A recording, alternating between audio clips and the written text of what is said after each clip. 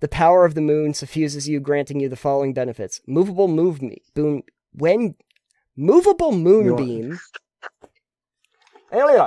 When your moonbeam is active, you can move it up to 60 feet at the start of each of your turns.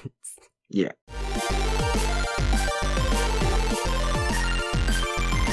The basic thing that I wanted to talk to you today about was, indeed, Wizards of the Coast releasing Unearthed Arcana, Player's Handbook playtest material.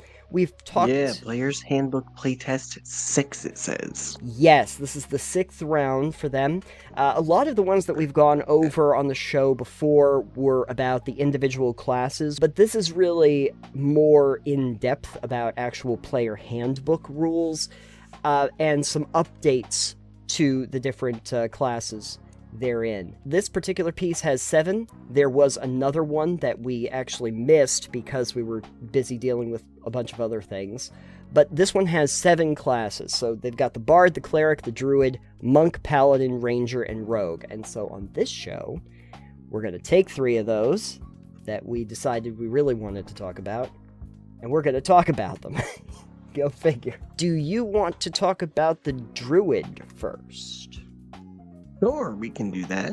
Okay, because I think that you had more interest in the Druid. Yeah, the last character I had really played was the Druids, so I'm more familiar, I feel, with that Certainly. than most of the other classes in 5e. The other thing is, I remember when we were talking about the Druid, there were a lot of changes to, like, the beasts that you could become, like, wild shape was wildly different.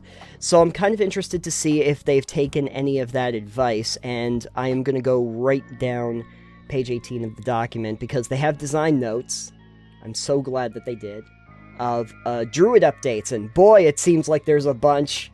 I guess they got some feedback on this one.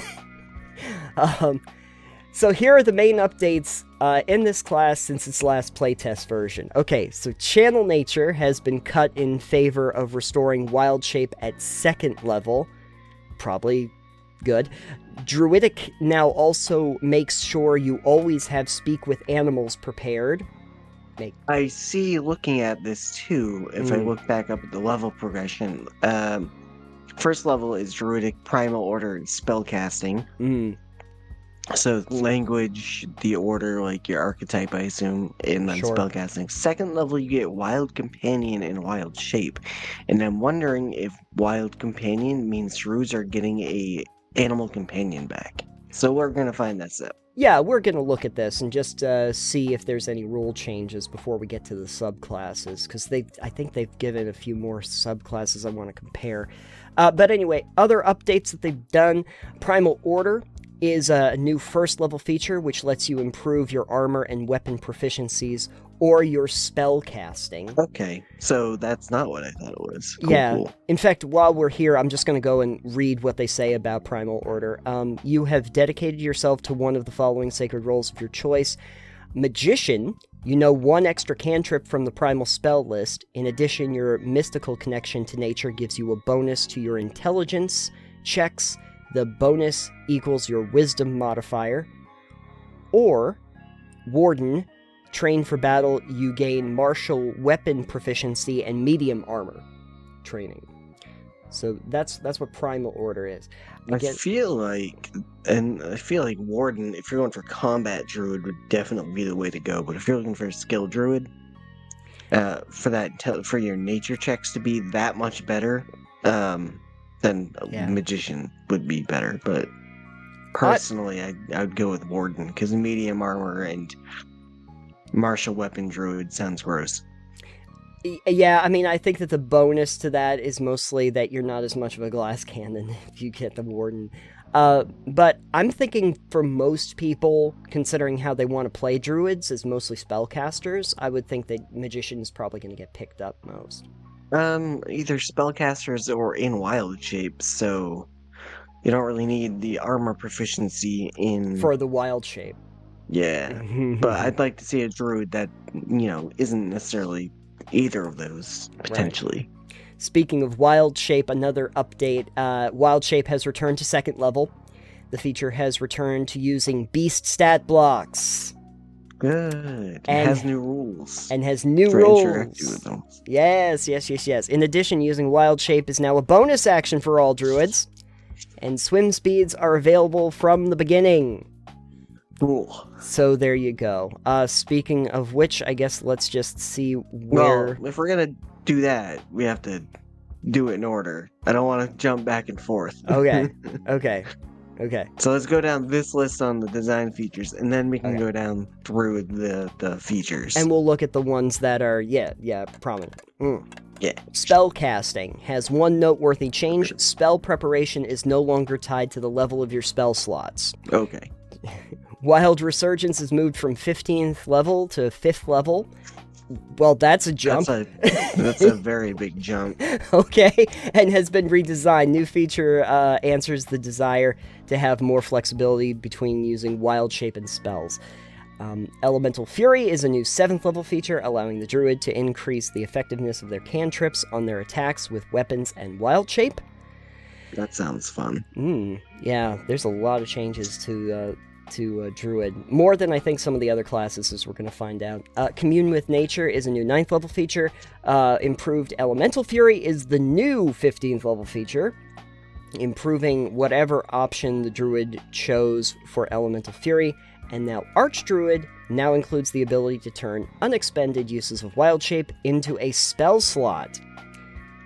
Okay, it's also returned to 20th level, replacing Epic Boon. Epic Boon feats will return in a future UA, but they won't be built into the class's level progression. Interesting. Okay. All right, then. Yeah, that's a lot of design notes. Obviously, Druid needed a lot of redesign from when they came out, and I have a feeling a lot of it had to do with like how they were framing Wild Shape. Are you optimistic as we're going to go through this? I'm optimistic. Some of these sound like they could be good changes compared to what they had done in the notes last time. Yeah, I don't think you were not really sold on like the Beast of Land, Beast of Sea specific blocks. No, I don't think most people were. Yeah. It was the majority, I think, of their feedback said that most people were not happy with that. Yeah, well, I can kind of imagine, just because you want the specific skills and abilities of different monsters or beasts in order to, actually, do fun things with it, and that it's more... Yeah. I think they were looking at the idea of Wild Shape as creating a stat block for the monster rather than the functionality of an individual, like, beasts that you would want to be. But okay, so we got a few things to look through, so let's just try to get to the big ones here. We already talked about Primal Order at first level. So the Wild Companion... Well, you get Druidic at first level, too, and the feature is actually more interesting as well. Oh, okay. Because it says that it makes it so you always have Speak with Animals prepared. Yes. But you can also use Druidic to leave hidden messages. You and others who know Druidic automatically spot such a message.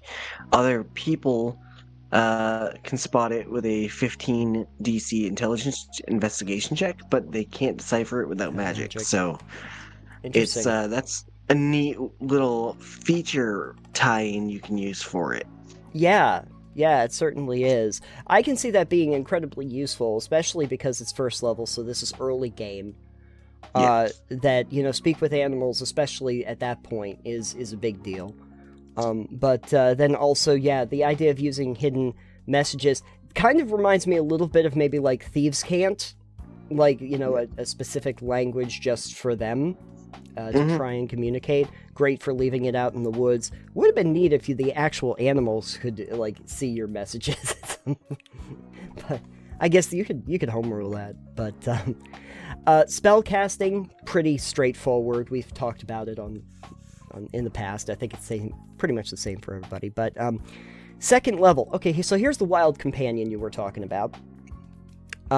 You can summon a nature spirit that assumes an animal form to aid you. As a magic action, you can expend a spell slot or use a Wild Shape to cast a Find Familiar spell without material components. Really? Okay, cool. I mean, it didn't really have much for material components anyways, I don't believe. Yeah, but I like that just like you can just have a Find Familiar spell, which usually I associate with wizards. Yeah, it's also says that when you cast it this way, it's Fey, which makes sense, and it disappears when you finish a long rest. Okay. So this makes you expend a spell slot for it. Or use a wild shape. Or the use of wild shape. Fair. So I guess that's fair. So you could do either. I guess there's that. And wild shape, back to second level. Power of nature infuses you, allowing you to assume the form of an animal. And as they said, it is a bonus action. So gone are the Beast of Land, Beast of the Sea and Air stat blocks that we were seeing before, and now your beast shapes basically just have max CR listed for your Druid level, it looks like. So second level, you can have 3 forms, and they can be a max CR of a quarter. Fourth, you have 4 forms, and they can be a half. Eighth, you get 5, they can be 1 CR. And they can have a fly speed at that point, so you can fly. I feel like it should increase later on. It generally doesn't increase more than like a CR of 1. That does seem weird though, because can you imagine being like a druid at level 18 and your CR monster is still only a 1? CRs go up pretty high, right? 14 or 15. Yeah, challenge ratings are difficulty, so... Yeah. Yeah, so you can't get flying until your 8th level anyways, but you do have swim speed already, which is nice. Or you can use swim speed stuff. Mm-hmm. So, it says, known forms. You start knowing 3 forms for this feature, chosen from among the beast stats blocks that have a maximum challenge rating of 1/4, and that lack a fly speed, so you cannot choose a flying creature yet. None until, rather than choosing, 8th. Yeah, rather than choosing, you may start with a riding horse, spider, and a wolf. Whenever you finish a long rest, you can replace one of your known forms with another eligible form. So I think that's good for roleplay. Where you can be like, yes, I know these 3 animals. Oh, I came across another animal. Let's try that out this time, and you can swap out forms. Like, that's nice because it makes you kind of go, hey, these are 3 common forms I'll be using as a druid. So it's not just like, oh, hold on, do I got a creature for this situation? It's like, oh, I only have 3 right now. So I don't mind that. Right. I think that's a perfectly fine balance. I think that's just countered by the idea that during a long rest, you can just change them out. Similar to how some classes can change out spells during long rest. You can also change out your wild shapes. That's fine. I do like that they give just a few basic ones at the start, and I think that those are pretty common ones you might want to utilize. Wolf, spider, and riding horse for their functionality makes sense. I've definitely used a riding horse for functionality, so... Yeah, exactly. But, it's good. If you have somebody that's not familiar with the system, and I know that they're trying to gear this towards new players as well as old ones, these are perfectly fine starting ones, and then if you find that they're not working for you and you have a better idea, you can just trade it out during a long rest. So that's fine. Number of uses, wild shape, you can use wild shape twice. You regain 1 expended use when you finish a short rest, all expended uses when you finish a long rest. Gain additional uses when you reach certain druid levels. Just out of curiosity, okay, it goes up to 4. By the time you get to 20th level, you can have 4. So yeah, it's not so bad. By 5th level, we have the Wild Resurgence. Well, we're not doing things in order if you skip around, Nathan. No. I'm not. So you also skip the rest of the wild shape, but that's pretty self-explanatory. It's right. Normal rules, I think. I do want to list out the subclasses it says at 3rd. Oh, okay. It says you gain a Druid subclass of your choice at 3rd level. Circle of the Land, Circle of the Moon, Circle of the Sea, Circle of the Stars are detailed in the class description for this playtest, use of Circle of the Stars from Tasha's Cauldron of Everything. Okay. So that's neat. Circle of the Stars sounds interesting to me. Stars are fun. Fourth level is just ability improvement. Right. Okay. I will make a note of what they give, even if it's not very interesting, just so that we can. Number 5. Fifth level is Wild Resurgence. This is the one that was originally like 15th level, but they've changed it. Yeah. If you have no uses of Wild Shape left, you can give yourself 1 use by expending a spell slot. You can do so only once per turn. In addition, you can expend 1 use of Wild Shape to give yourself a first level spell slot, and you can't do so again until you finish a long rest. You can either give yourself a Wild Shape slot, or you can give yourself a spell slot. I don't mind that. That's neat. Because it means if you're not using Wild Shape, you can just gain a spell, singular. I don't understand the limitation of once per turn on the other one. I feel like most players are not going to be swapping forms that rapidly. But I could be wrong.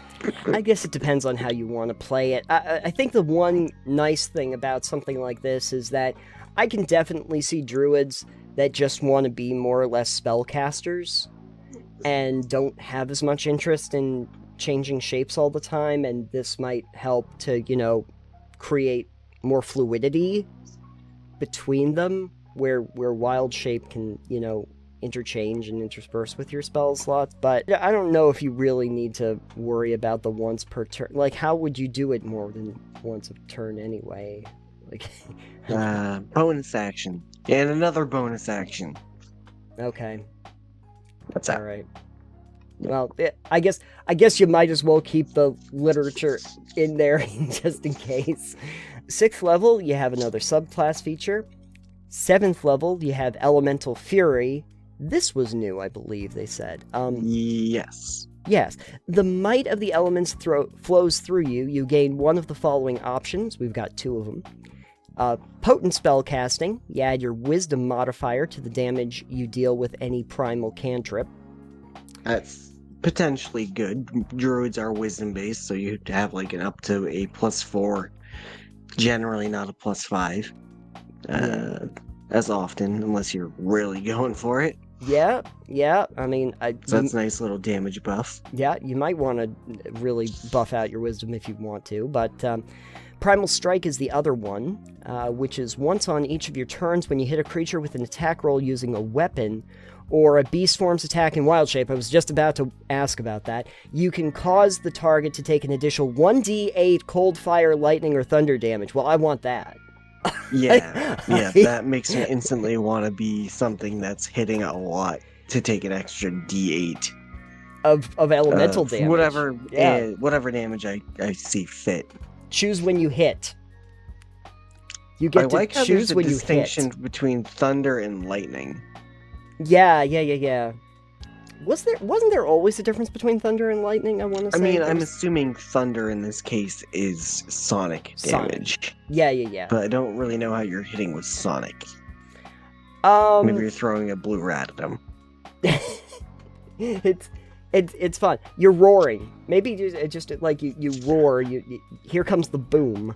You swipe it. That's my day today. That's your day today. Exactly.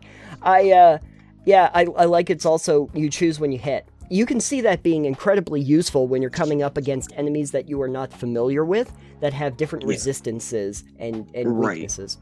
Like, I swipe once with fire, that doesn't do anything. I swipe again, cold damage, the cold damage does something. Boom. We've learned. Ability score increase at 8th. 9th. Yep. 9th. We've got Commune with Nature. You are an expression of nature itself and can commune with the natural world all around you. You always have the Commune with Nature spell Okay. I feel like they could do so much more with that feature. Yeah. I don't know what the spell does offhand, and it's fine. We don't need to look it up. But I feel like it's having a singular spell prepared as a feature is not as big a deal as it could be. Yeah. It's fine. Yeah. It's fine. Everything's fine. But Everything's fine. But yeah, you would think that maybe they could make something more unique for the druid itself. I don't know. Yeah, everything from 9 to 9 to 14 is kind of... This is very simple. Yes. Simple, yeah. Yeah, there's nothing... Yeah, literally we new have a... subclass feature, ability score improvement, new subclass feature. Right, and that gets you to the 15th, which is the improved Elemental Fury, which is great, actually. It looks like it's just more powerful elemental versions of what you got at 7th. Yeah, so if you took potent spellcasting, whenever you cast a primal cantrip with a range of 10 feet or greater, the spell's range is increased by 300 feet.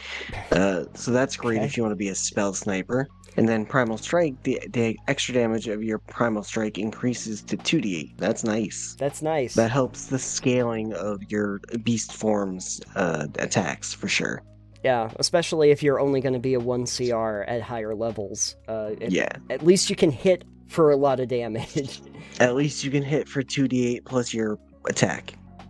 Yeah, I mean, there's got to be quite a few beasts by the time you get to CR1 that have, like, multiple attacks that they can do. Not as many as you'd think. I guess I'd have to see what the beast list looks like when they update it for 1D&D, but... Hey, on the bright side, level 16 ability score improvement. Yeah, good. But number 18. Yeah! That's cool. This is always a fun one. Beast spells. Yeah. So, while using Wild Shape, you can cast spells in beast form, except any spell that has a material component where the cost specified or that consumes its material component. That is handy for the person who likes to cast, but also wants to be a cat while they do it. The other thing to remember, too, Alex, is that at this point, you can choose animals with flying speed. So you can be flying around and now cast spells at the same time. I can tell you from personal experience, flying around with a spell, really fun. Oh yeah. In this case, you can cast a spell that requires concentration, and then Wild Shape, and still maintain concentration on the spell. Yeah. That's like Thunderstorm. Yeah. That would be pretty great. Like the one that's going on right outside your door. Yeah, and it's calmed down a little now. Oh, okay. Well, the druid must have passed by now. I guess it walked away. It just walked away. I always thought to myself, like, if I tried to be like a pure spell caster, I would try to pick like a character that could actually fly, because battlefield advantage of being up high and turns the whole thing into a real-time strategy game for you for combat. Yeah. 19th is an ability score increase. And bunch of those. Yeah. And 20th level is the Archdruid. So I think they've redesigned this. The vitality of nature constantly blooms within you, granting you the following benefits. Evergreen Wild Shape. Whenever you roll initiative and have no uses of Wild Shape left, you regain 1 expended use of it. Which is nice. Great. Yeah. Nature Magician, you can convert uses of Wild Shape into a spell slot. No action required. Oh, you just can do it. Okay. Yeah. Choose a number of your unexpended uses of Wild Shape and convert them into a single spell slot, with each use contributing 2 spell levels. You must then finish a long rest before you can do so again. Okay, for example, if you convert 2 uses of Wild Shape, you produce a 4th level spell. Okay, that's how I understood it. Okay. Which if you're a spellcaster, fourth level's great. Level spell slot, yeah, that's pretty decent. Yeah, you want that. You definitely do. And you get longevity. The primal magic that you wield causes you to age more slowly. For every 10 years that pass, your body ages only 1 year. That's more for the role-playing aspect, I suppose, but... Or if somebody has an aging spell, yeah, I guess that would also help.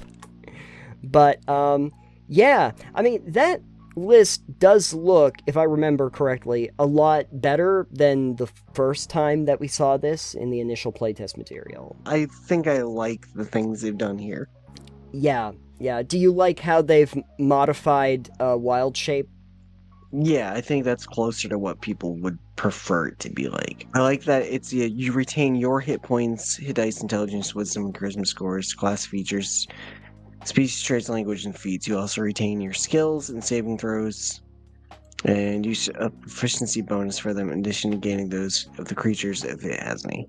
I like that because before I think it was you're using the beast's HP block. I don't know. Yeah, they had the spell. They had the actual blocks for the beast of the land and the beast of the sea and stuff, and they had specific scaling abilities to them. And then you could just kind of choose the form that worked inside of it, but it had a standardized swim speed, fly speed, everything. So essentially, that was the whole thing about being a tiny elephant that you were talking about, right? Like, the stats for your tiny elephant is essentially the same as if I were doing a wolf or a bear or whatever other form.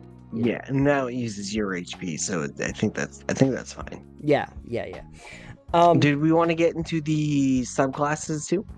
I did want to talk a little bit about the subclasses. Okay. We don't have to go over the whole circle of land because we've talked about it before, but that they have made some updates. That the circle spells now let you pick a different land type each day, and it has absorbed the old bonus cantrip feature. The spell lists are shorter than their 2014 equivalents, since the Druid can now change lists each day. Has it been since 2014 that 5e came out? I guess so. Yeah, it has.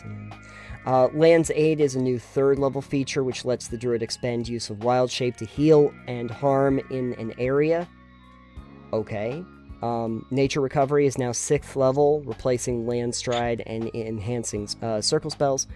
Nature's Ward has been redesigned to be more useful and to interact with circle spells, and Nature's Sanctuary has been redesigned to give the Druid another way to use Wild Shape and to provide protection to the Druid and allies. I don't know, like, when I saw Circle of the Land before, I was like, this is the basic subclass, you know, it's not... It's gonna be, like, the default. I think Land's Aid is really decent. I'm just reading it now to look at it. Sure. So, the 3rd level feature of the subclass is Land's Aid. You can channel the power of land itself to bolster friends and harm foes. As a magic action, you can expend a use of your Wild Shape and choose a point within 60 feet of yourself. Vitality-giving flowers and life-draining thorns appear for a moment in a 10-foot radius sphere centered on that point. Each creature of your choice in the area must make a Constitution saving throw, taking 2d6 necrotic damage on the failed save or half as much on a successful one. Ooh. In addition, one creature of your choice in that area regains 2d6 hit points. So we're just doing like siphon spells now.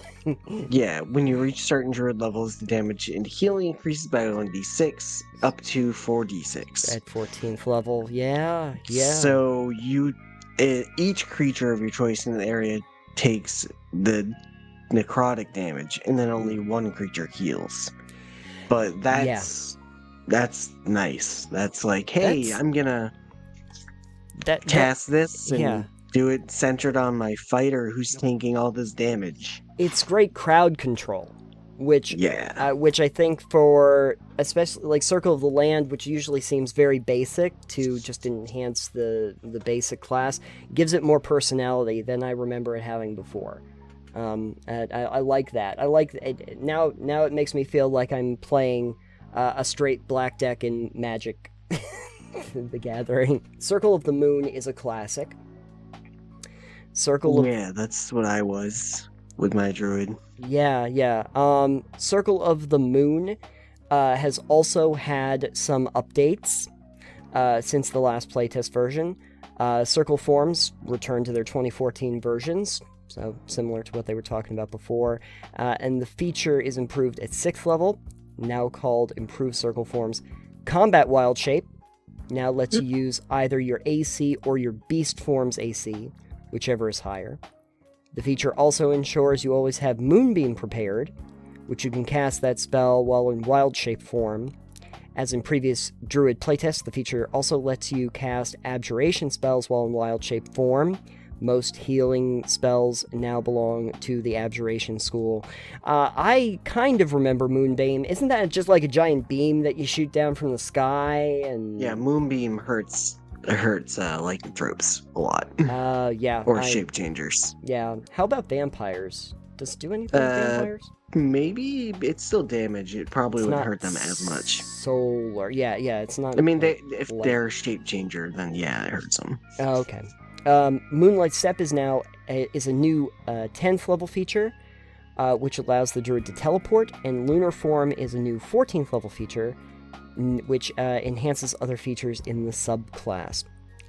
Okay. Third level is it just makes it so your maximum CR rating of your wild shape is 1 at third level, which is great. That's kind of nuts, actually. Yeah, no, that's like, hey, yeah, I'm just a freaking giant wolf. Yeah, you're just a tank. You're just a tank. Combat wild shape also, by the way. You've learned ancient techniques that allow you to channel the magic of the moon to bolster yourself through wild shape. Circle of the Moon was always sort of wild shape focused, if I remember correctly. Yeah, well, the moon is the symbol for lycanthropes and everything, so. Gotcha. When you assume a wild shape form, compare the beast's AC to your AC. While in that form, you use whichever AC is higher. Great. Mm-hmm. Temporary hit points. You gain a number of temporary hit points equal to the form's hit points, or 3 times your druid level, whichever number is lower. So if you turn into a wolf, that's 11 hit points. As a 5th level druid, you gain 11 temp hit points, since 3 times your druid level is higher than the wolf's hit points. Okay. Abjuration spells. While in wild shape form, you can cast your abjuration spells, except for any spell that has a material component with a cost specified, or that consumes its material components. So you actually have a form of being able to cast in wild shape already. Yeah. In this. So yeah, the Circle of the Moon is kind of derpy sometimes. It's great. And 6th level is great though. Yeah, so improved circle forms. Yeah, maximum challenge rating for your wild shape now equals your druid level divided by 3. Okay. Yeah. Wait. Now I gotta do math. In addition, each of your attacks in a wild shape form can deal its normal damage type or radiant damage. Make this choice each time you hit those attacks. Radiant damage is what Moonbeam does as well. So, if you're fighting lycanthropes or shape changers, radiant damage from your attacks will destroy them. Right. So, yeah, if I'm doing my math correctly, if we're dividing by 3, that would mean your max CR for this is 6? 6 or 7, if you're rounding. Rounding down. They round down. Probably. Yeah, well, if I'm level 20, I'm taking a level 7. Yeah. Or CR7. Yeah. But yeah, CR6.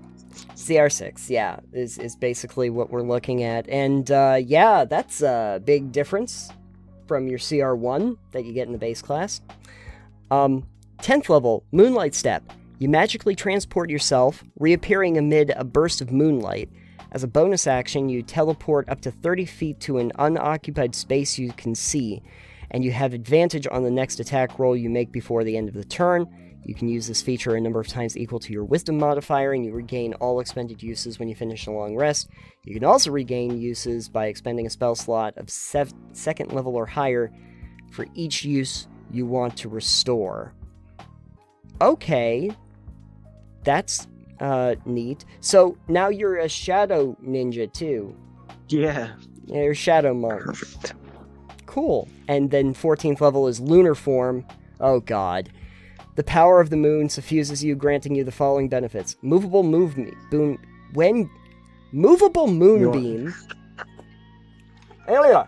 When your moonbeam is active, you can move it up to 60 feet at the start of each of your turns. Yeah. I just move my giant moonbeam around. just like a spotlight. Exactly. Move aside, the druid wants to do a little dance for everybody. Let's get the spotlight in the right spot. And then shared moonlight. Whenever you use Moonlight Step, you can also teleport one willing creature. That creature must be within 10 feet of you, and you can teleport it to an unoccupied space you can see within 10 feet of your destination. So you get to magically transport around, and you get to make somebody else a ninja too. That's great. Just shadow step all over the place. So, yeah, I mean, I think the biggest part of that one is the fact that, like, by the time you're maxed out for Druid levels, you're getting, like, CR6 monsters to tool around with. That's fun. Circle of the Sea, though. I don't know if that's a new one or if that was already existing. I can't remember. They draw on the tempestuous natural forces of the world's oceans and storms, and some view themselves as embodiments of nature's wrath. Others seek mystical unity with nature by attuning themselves to the ebb and flow of the tides.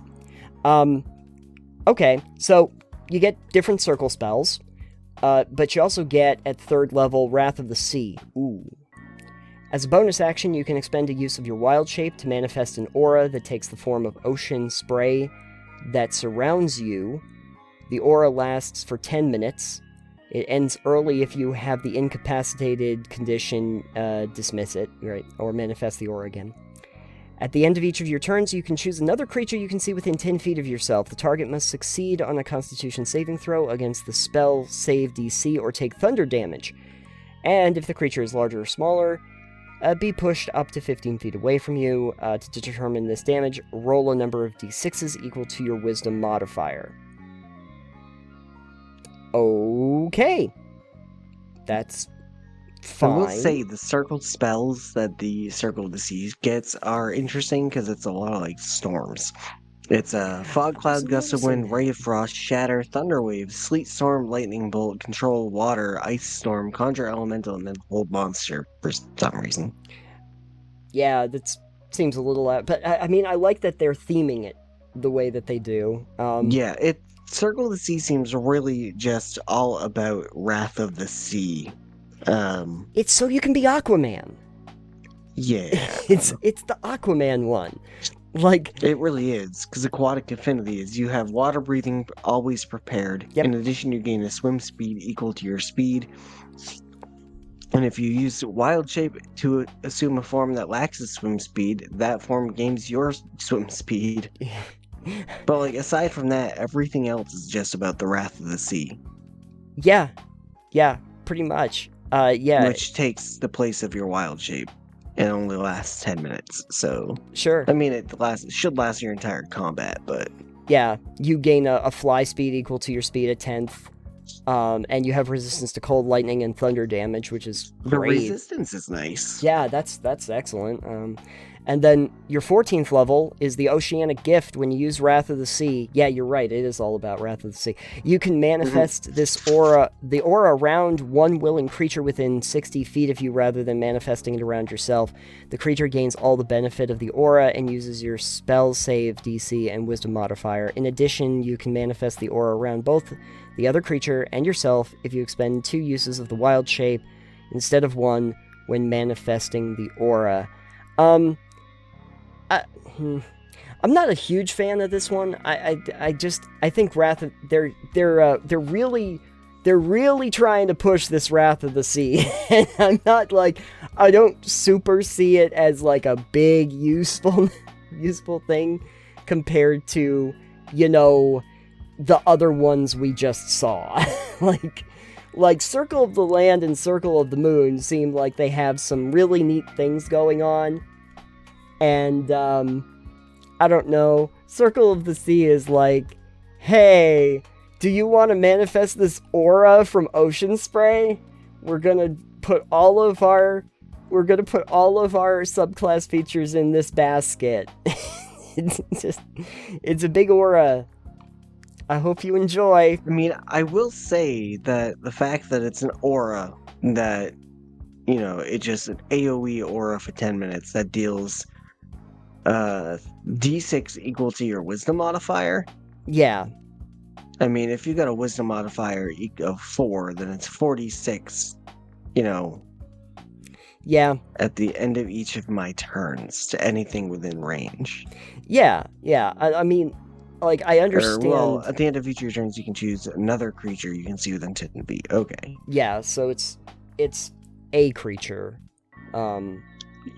But yeah, no, I mean the damage is nice. It's interesting that they're just really promoting basically that as the subclass feature, and then everything else comes off of it. So. I mean, on the bright side, it's an aura. You don't really have to do much aside from it. So it's you do all your other actions, and then you go, oh, and you're taking 46 damage and being pushed up to 15 feet away.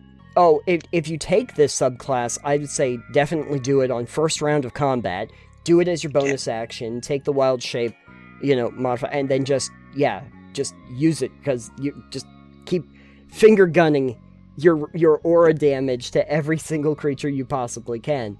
But outside of that, and the very interesting spell list, I don't. People are still going to pick Circle of the Moon. I just know it.